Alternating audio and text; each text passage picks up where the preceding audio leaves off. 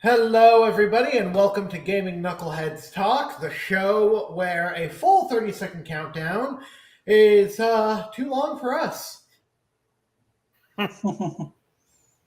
Yeah, apparently it is. And I don't know where some of the other YouTubers get like the 1.5 minute type deals, fucking where's Anyway. So we got topics for you for tonight. Let me switch over to the chat just in case. Mhm. That pesky mouse. Social comments display here. Click on them to showcase on stream. Okay. If anybody insults Brent, we can click on it and everybody can read it for themselves. All right. First up, we're going to come up. Yeah. Okay, whatever. Initially we were going to start off with a really big one, but instead we're going to start off with another really big one. Gaming music. Does music make or break a game? Take us away, Matt. Okay, well, for me, the topic of music is, it's pretty complex because as far as the game goes, some games actually rely on the use of not having any music, and some games have just really good music, and other games just have bad music, and it all can really break down the experience that you're having. Mhm. And like for games like Dark Souls, for instance, that's a game that a lot of people know. Well, in that game, there's not really any music until you get to the boss fights, and that makes it more epic. Rhythm. Mm-hmm.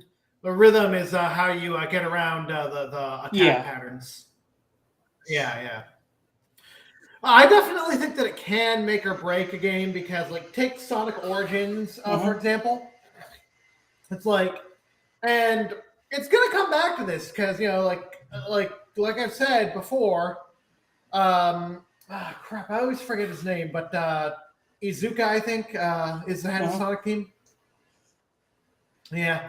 Let me look that up while I'm talking. But he's basically said they don't give a fuck about Sonic. Sonic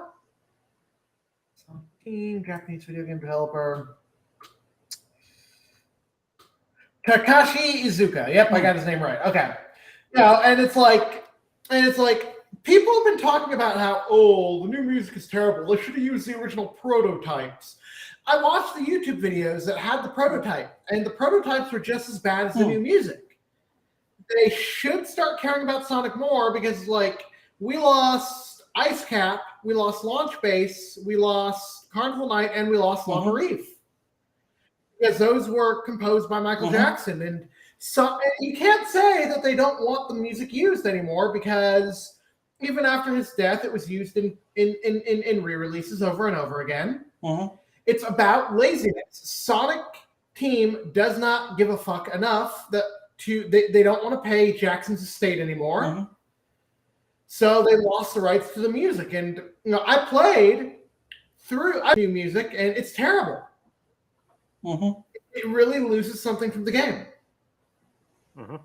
Yeah. I mean, like, there's something to be said about remixes, but a lot of remixes of like older stuff just generally lacks the charm, that the original had. Yeah, it's like when a musician covers a song, they pay a licensing fee to own a portion of the rights to the song so that they don't have to pay royalties. And who was responsible for Sonic Origins? Isn't it Sonic Team? Christian Whitehead. Christian Whitehead and his team. And who do they regularly collaborate with? What musician? I don't know. I forgot.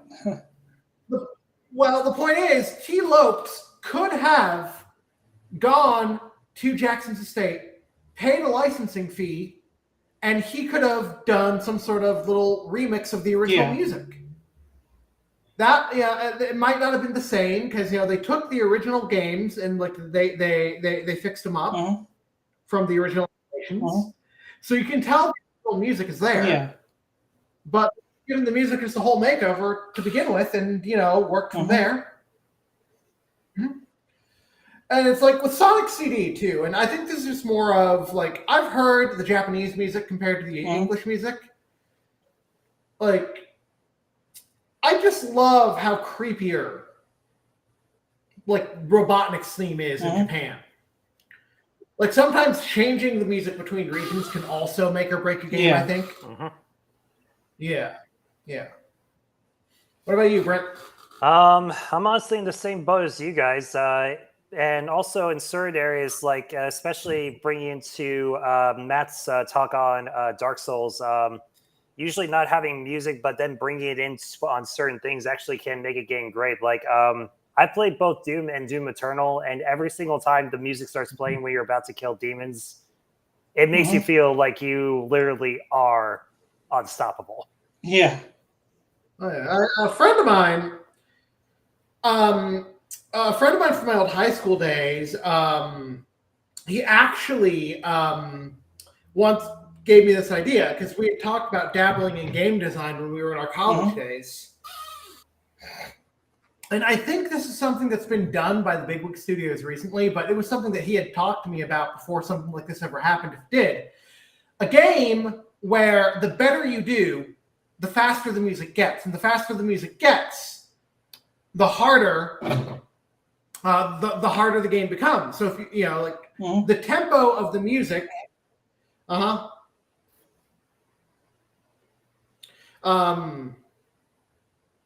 on. I almost spelled factors wrong.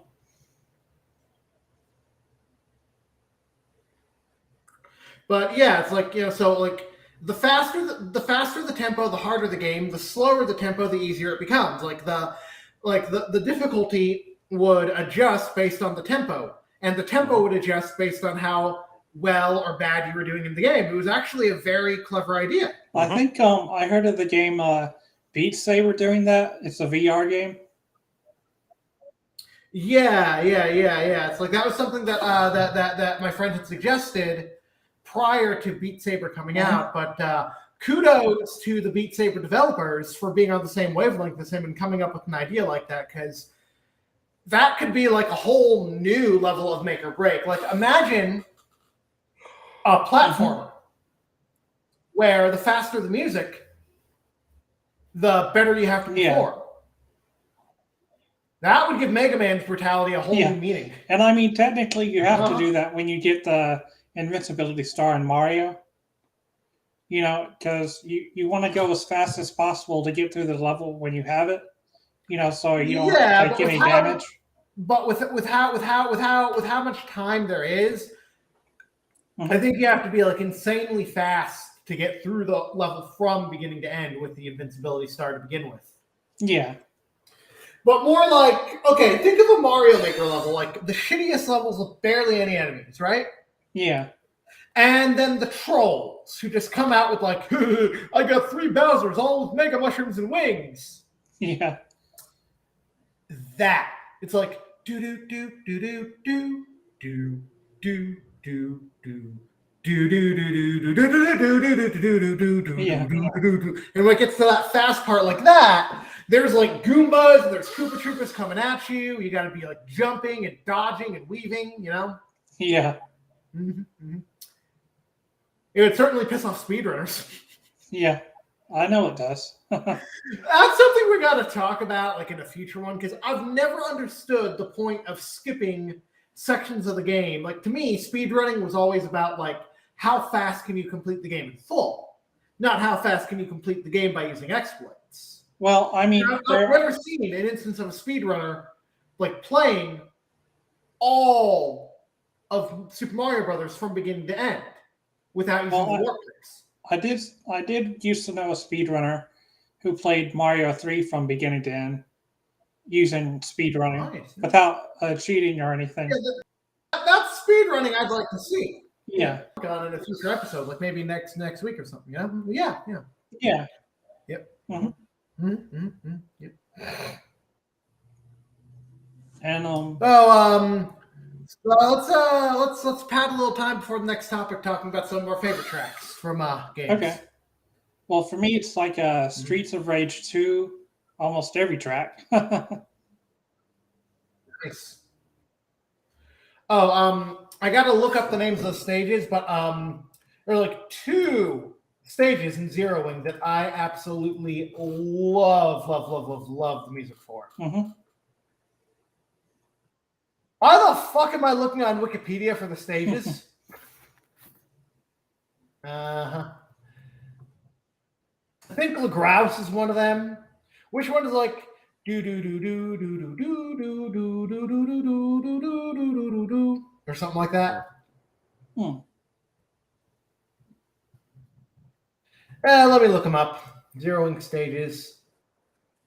Zeroing walkthrough on Strategy Wiki. LaGrouse and I believe either Pleads, Bellon, or Jabara is the second one. But those are like 2 tracks that I like love jamming to when I play like when I play video game music and stuff. Like I pull up like something from Zeroing through Sega. Yeah. Mm-hmm.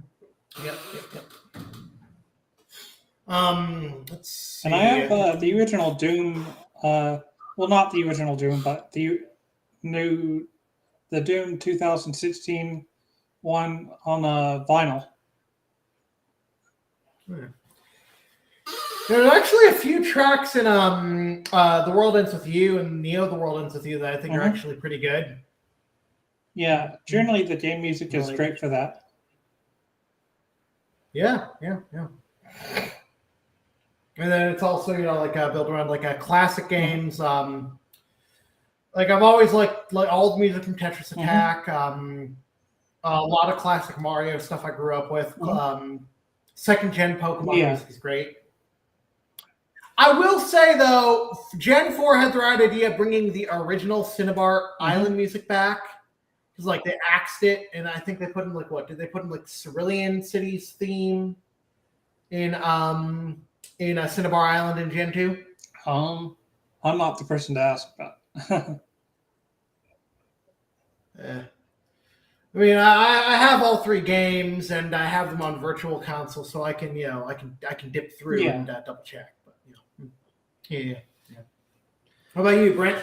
Let's see. Well, as you guys know, I am a bit of a big Metroid fan, so there's definitely a lot of tracks in there that definitely make me happy. 95% of the entire game's library.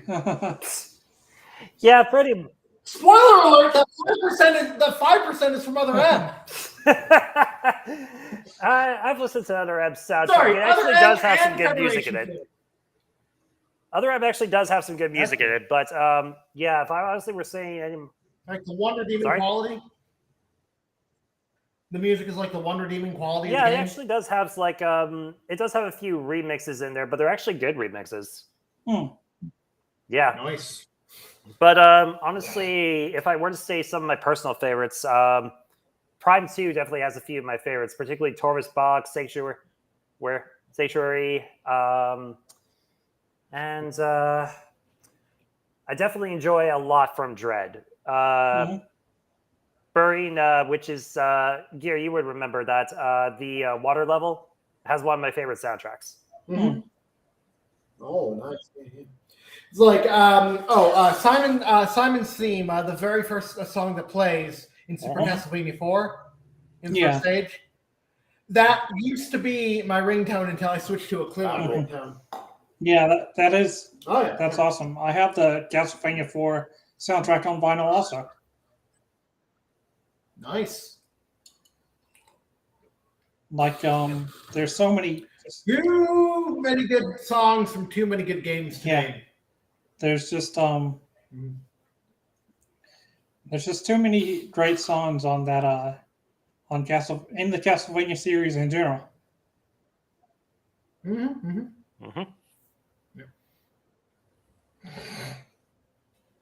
All right, one big topic to another big topic, and this one it's really going to apply more to Nintendo than anything else. But it's innovation versus reinvention. Because Nintendo likes to talk about how they like to innovate. And sometimes all they do is reinvent the wheel. And it's like, I know that like a couple of weeks ago, I read something online about how Nintendo claims that they don't want to make a new F-Zero game because it'll compete with Mario Kart. But let's face it, that is a bald-faced lie. I mean, I watched a YouTuber named Bryhard way back in 2016. He did a video called "Is Miyamoto a Detriment to Nintendo?" and talked about some of the negative aspects of everybody's favorite R&D head. And one thing that, two things that were mentioned. First, he's so obsessed with innovation that I believe it was during the development of Wind Waker. I think Bryhard said it was. Yeah, Wind Waker. But he told a story about how during the Wind Waker days, Miyamoto logged into Ionuma's computer after Ionuma had left and changed things because like you're not innovating. But it was more like I think like the changes he made were like just like make a completely different game, like reinvent the wheel rather than innovate. Ionuma put the changes back and was pretty much like don't do that again. And that really goes into why I don't believe Nintendo's official to the public statement, because another thing that Bryhard said was Miyamoto has gone on record saying if a franchise cannot be innovated. Alpha Dream went bankrupt, and everyone was like, oh, well, Nintendo can just develop a new Mario and Luigi game. I feel like Miyamoto is not letting anyone touch Mario and Luigi because it can't be innovated anymore. So new characters, new enemies probably isn't enough. Unless he wants to take the Paper Mario treatment and risk only diehard family. I haven't bought a Mario game since Sticker Star. And I was this close to begging GameStop to give me a refund because I had pre-ordered the game and bought it new. And it was like, I wasn't used to using YouTube back in the day. I didn't know I didn't read online reviews back in like 2011, 2012, whenever it came out. I didn't watch videos of people talking about whether games are good or bad and what makes them good or bad. So I wasted $40 on Sticker Star for what was basically like, all right, so you're going to run out of stickers. You're going to turn around. You're going to go back to the main town. You're going to buy more stickers. You're going to come all the way back, and you're going to use up all those stickers going back because the enemies are going to respawn. That is Miyamoto's idea of innovation.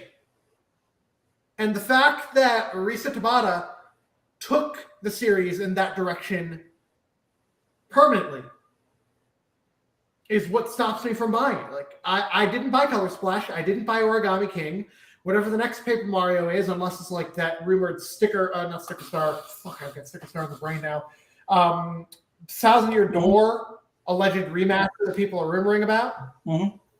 It's like that, or like otherwise I'm probably just not going to buy the next Paper Mario game. And certainly if they took like the Paper Mario route of reinventing the wheel for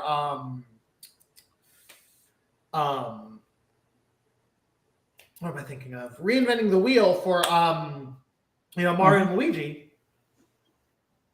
And developers probably know that's a bad idea, but I'm convinced that it's because F-Zero can't be re-innovated or reinvented. I think that's why we're not going to get new F-Zero. Yeah. But you two, don't fight at once. Weigh in. Well, I definitely think like innovation isn't a bad thing, but if it's basically the thing where it's like it needs to be done or like this series needs to die, then that's just no. There are other ways to do this. Exactly. Nintendo takes the idea of innovation too far sometimes. Yeah, and again, nothing wrong with innovation. There's nothing wrong with coming up with new ideas and adding new things to it, but it doesn't need to be a make or break. Yeah, I mean, I like it more when it's a gradual process that they start adding new mechanics and stuff, in every, new game or whatever. And then, down the line, they can make like an all-star sort of game where they combine all the different mechanics you can try from or something, or as long as we don't have a repeat of 3D All-Stars where it's like, okie dokie, here's what we're going to do. We're just going to slap an emulator in that sucker. I am never going to let go of that track being seen in the platforming stages of Sunshine. Then again, Sunshine was never one of my favorite of the 3D platformers, so it's like, don't really play it as much. Like if I pop 3D All-Stars in, I'm either frustrating my ass off in some of the stages of Galaxy or revisiting 64. Yeah. Why is Gizmo attacking the curtains?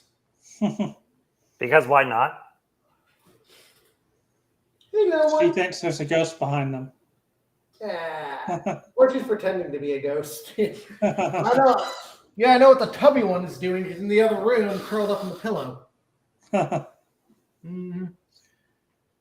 I get up, I go to the gym, I come back. Turmoil is on my side of the bed because like the girls like sleep on the bed too. It's like Turmoil is like on the bed, right where I normally lay down when I go to sleep, just staring up at me like, I'm taking this bed. And that's a cat for you. Yep. Oh, you want to get feisty? You want to get feisty? I'm trying to scratch her behind the ears. And she's all like, I will hit that hand, mister. That's like, but yeah, innovation gradually, it's like, that's one of the reasons that I never really got into Breath of the Wild. It's like, I like the fact that they went back and tried to bring the original Zelda concept of open world to life. I like that they added stuff like instead of cutting up hearts in the grass to replenish your health, you got to like cook stuff, hunting, gathering, surviving. But then they took the reinvention route by getting rid of like they didn't fully get rid of heart containers, but you can't max out your health and max out your stamina. Yeah. I think it should have been like you increase your stamina via 4 shrines at a time, and then all of the heart containers come from either pieces of heart scattered in the overworld, completing a dungeon, stuff like that. They should have kept some of the long-term elements that have been a staple of the series instead of like changing them up in a bad way. Because I think the 2 worst things about the game are the fact there's only 4 dungeons. That's one of the reasons I never liked Majora's Mask. Well, that and the stress of the even when you slow down time with the move, and breakable weapons. And I've seen the people online talk about, oh, well, they don't make weapons invincible in Tears of the Kingdom, but this mechanic makes it better. I don't really see how it makes it better. It's like the problem with the weapon breakage is like when you're in combat and you're not bothering to find Koroks because you can't be bothered to find Koroks because it's a pain in the ass. You have a limited number of inventory spaces. You're in the middle of fighting a boss enemy. Your weapon breaks. You got to go forage for more weapons and do the whole damn thing over again. It's very counterintuitive, counterproductive, and it's stuff like that that really turned me off from the game. Like, I was hoping Tears of the Kingdom would have ignored the fact that sales numbers only came from Zelda's popularity and the fact that they did too many things that they shouldn't have done. And I was hoping that Tears of the Kingdom would have, like, brought back the split so you can actually max out your stamina and max out your hearts. Bring back the classical tradition of inventory items, Axe the breakable weapons. I mean, does Tears of the Kingdom have more than 4 dungeons? If not, what the fuck is wrong with them? Technically only 4. I mean, technically, if you get down to it, there's 6, but one of them's like, but 2 of them really aren't actually like dungeons per se. Oh, I was gonna say kind of like Minish Cap, where it's like there's 4 dungeons, but there's actually 6. Yeah, kind of. But like, yeah. I mean, one I technically wouldn't even consider a dungeon. Technically, it's actually kind of an area in the game, though it does kind of function like a dungeon. Mm-hmm. Yeah.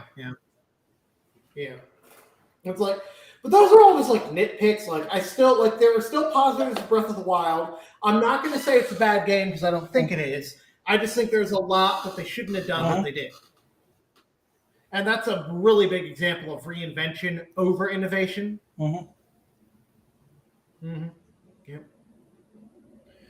But yeah, I mean, I've always said it. I'm always going to be saying it, and I'm just going to say it right now. Like one of the first steps to fixing some of the biggest problems that Nintendo has had since the success of the Wii era is to go against the grain of Japanese tradition and tell Miyamoto, you're driving this company into the ground with bad decisions. You're fired. Yeah. It's like, and I was saving this in case we ever discuss doing like a Shigeru Miyamoto expose sort of thing, but let's face it. Do you know why he didn't get away with some of the stuff that he gets away with now? Because Iwata was competent. Iwata put him in his place. What does Furukawa do? He rolls over like a fucking dog. Like I feel like Miyamoto handpicked Furukawa because Furukawa has no experience, is incompetent, the worst CEO Nintendo's ever had, and Miyamoto claims he doesn't want to run the company. But if you look at some of the decisions that Furukawa has made and the fact that Miyamoto has gotten pretty much everybody beneath Furukawa to override the CEO's decisions, it's blatantly obvious that Furukawa was put in so that somebody could run the company from the shadows. Like, look at when in 2018, Furukawa flat out said, we're not making enough money. This system needs to be revamped. It needs to be improved upon. And what did Miyamoto tell investors when they asked what the plans were to act on what Furukawa said? We have no plans. This system is perfect as it is. We're not gonna fix it up at all. Funny, I thought Miyamoto wasn't the CEO of Nintendo. Furukawa said, I want this done. Miyamoto said, we're not going to do it. Did he just say, okay, Miyamoto, you're the boss? Because that's what it sounds like. Yeah. There was a time when Miyamoto was a wise man and made good decisions, but in his old age, he succumbed to corporate greed, his obsession with perfectionism and innovation. He was once good for the company, but now he's not. And one of the reasons that this is such a harsh topic to say that it mostly applies to Nintendo, where they take innovation too far in a bad way, is because he's still around at the company. It's one other thing I can bring up on that is when the Joy-Con drift lawsuit went into litigation, Furukawa stated he was aware that Joy-Con drift was a problem. And then all of a sudden, somebody at Nintendo other than Furukawa told Nintendo of America's legal team to get the case thrown out on the claims that Joy-Con drift didn't exist.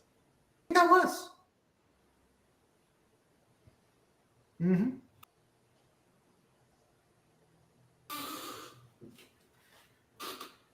That the Switch 2 rumors aren't true, because I don't want to see Joy-Con drift or worse in a successor. But at the same time, I still stand by whole hybrid is the future of Nintendo, and they should just stop coming out with new ways to play and just go the route of the PlayStation and the Xbox. Same machine, more powerful each generation. Yep. But enough of the bad and the negative. Let's talk about some happy things. Happy. Damn it, Brent, you should be happy like me. I'm picking on you because I can't see Matt's face. I am happy. Can't you tell?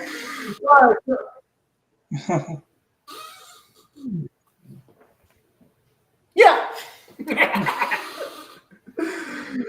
going to talk about some of our fondest gaming memories, and this is a big one where even if it's after the stream is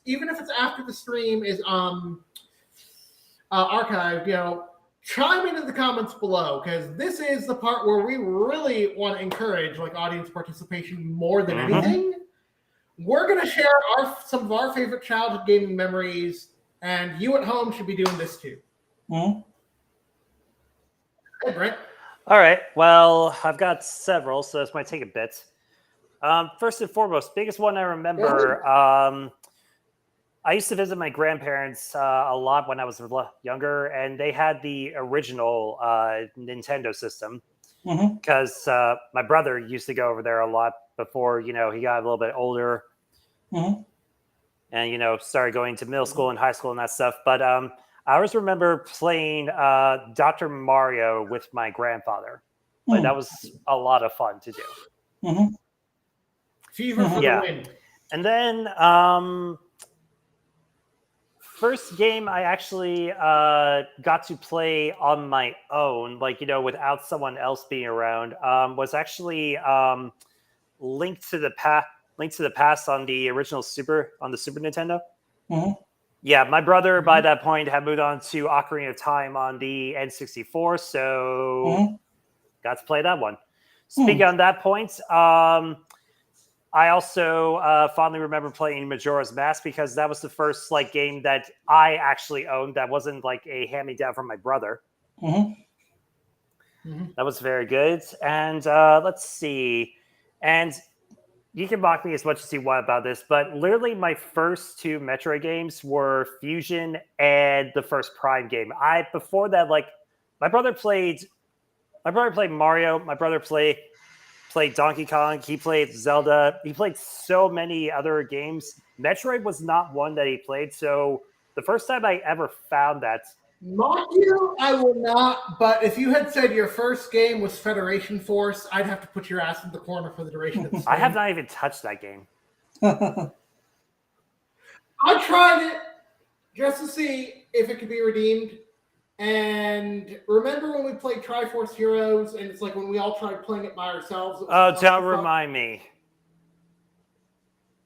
Double that with Federation Force, unless you got 3 people locally who are going to play with you. Yeah. It is worth to play solo. Yeah. But basically playing those 2 games got me interested in the actual franchise. And and I basically played aside from Other M because I really wasn't interested too much in that one and Federation Force, but all of the main ones I played. And also, even though Prime's technically not considered one of the main things, I mean, kind of is when you think about it. Yeah. I mean, it's a spin-off, but it has elements that tie into the main series story. Yeah, one of the big things in there is that, not sure if you played through it, Ari, but one of the big things about that is, how in the original you kill Ridley? Like the first Prime? No, the first game. Oh, yeah. And then in Prime, he comes back as a cyborg. Yeah. That's basically meant to explain why he died in the first game, but comes back in Super. That still doesn't explain what he was doing in Super Metroid.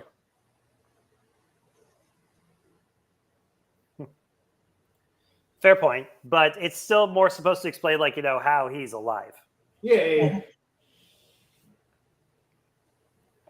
Some of my favorite memories. One of my biggest is when I was a kid, when I was in first grade, playing Super Mario World on my childhood friend's Super Nintendo at his house. That was my introduction to video games. Short while later in '96, I would discover my love for Sega with Sonic the Hedgehog 2. When I went out of town with my family to see the '96 Summer Olympics, and we stayed with some people my family knew in Atlanta. They had a Genesis in the basement. It was a Model 2. The one that I have in my closet by the front door is a Model 1. Model 1 is a dust magnet, by the way. I want to get a low price Model 2 just so that I can stick it like up next to the Super Nintendo, buy the TV. But so it's like, but Mario World was my first game. It was, and back then the entirety of Tree Zone. When I was a kid in Super Mario Land 2, I always needed someone to help me get to the boss, and then.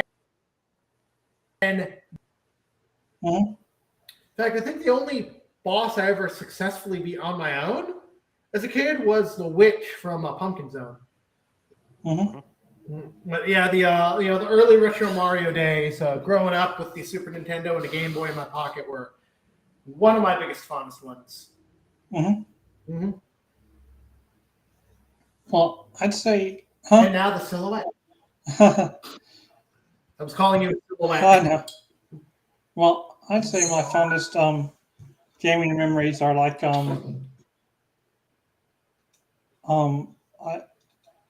I'd say like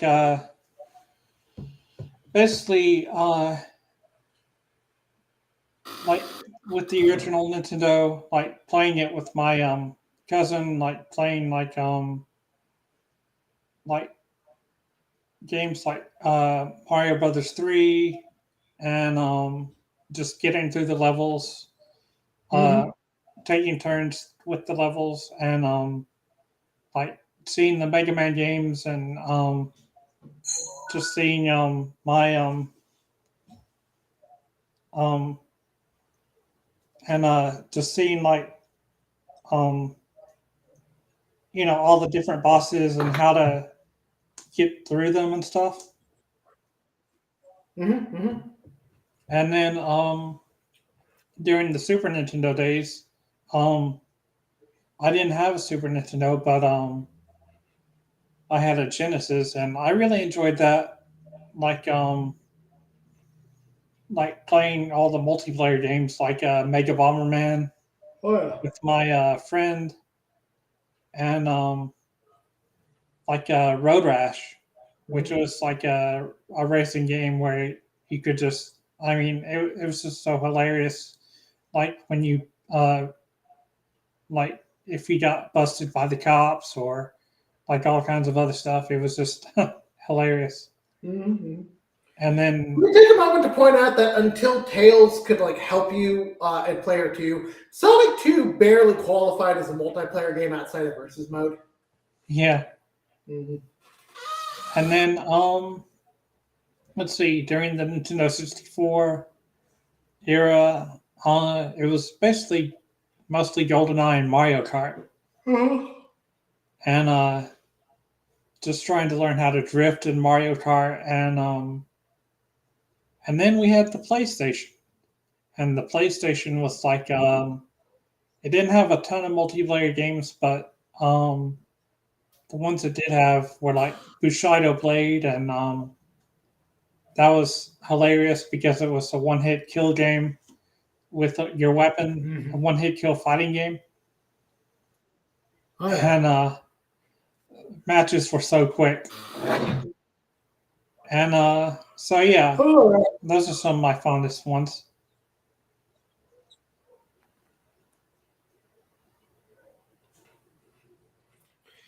Another one of my fondest ones, actually more recent, before you moved away, back in like early 2019, actually getting together and gaming more often that we hadn't done since our college days.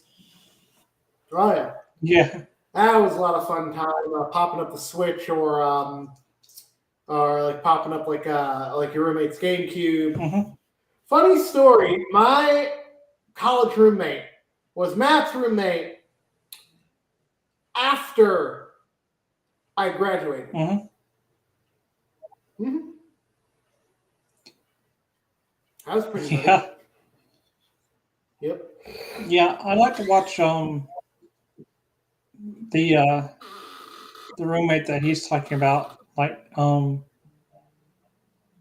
basically I like to watch him play certain games like Fallout and stuff. That was always so much fun. Nice. And also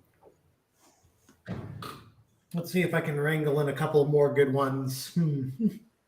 Oh yeah, and Super Smash Brothers Brawl. Nice, yeah.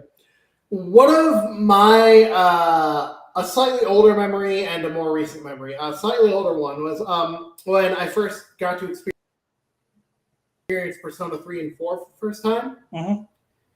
It was a friend of mine from college who I mentioned in the first topic. He came to visit from New Mexico for a couple of months. Mm-hmm. Oh shit, I am living in the same apartment complex I lived in back then. I hope they never see this stream. Anyway, but he was the one that got me into my love of the Megami Tensei franchise. Like, if I hadn't gotten to like watch him do a full playthrough of Persona 4 and get to see little bits and pieces of Persona 3, I probably wouldn't be playing the games today. Yep, and the way he did it, he always did the whole date every girl and he called it Persona. I mean, is that not what it is in that case? Technically, yeah. Yeah. Then a more recent one was when Wave 3 came out, and Brent and I went out of town with some friends of ours to the Holiday Matsuri convention up in Orlando. It was like a lot of memories attached to, because I did like while we were at the hotel, I was like playing through the cups to earn the trophies in Grand Prix mode, because we had already done the Day at the Races video the day it was released, and I'd held off to save the cups for the trip. So I can't like play Boo Lake or Merry Mountain or anything like that without thinking about that convention. It's very fond. Yeah. Also, Violence Upon Adachi and the fact that I got to pose with an Arsene cosplayer the same day I did Joker. I'll tell you guys the stories. I was doing a Megami Tensei meet and greet. And there were like 3 Persona 4 guys. One of them actually dressed up as Adachi. And Adachi, that's not even a cosplay. He just found the right tie, the right shirt, the right suit, and walked around the convention hall telling people he was Adachi. There was also a Yu cosplayer and a Kanji cosplayer. So during the photo shoot, the organizers were like, okay, we're going to do this. Violence Upon Adachi. And it was literally Yu and Kanji beating up on the Adachi cosplayer. And people who are watching this who have played Persona 4 will get why that's funny. You'll get the reasoning behind why they were beating Adachi up. But for people who haven't played Persona 4, I'm not going to spoil anything for you. If you can sit through a 100+ hour RPG to actually see why people are going to be getting that, you'll get it too. Yep. Oh, and I guess to close this out, one of my favorite gaming memories was just playing Mario Party with you guys. Oh, yeah.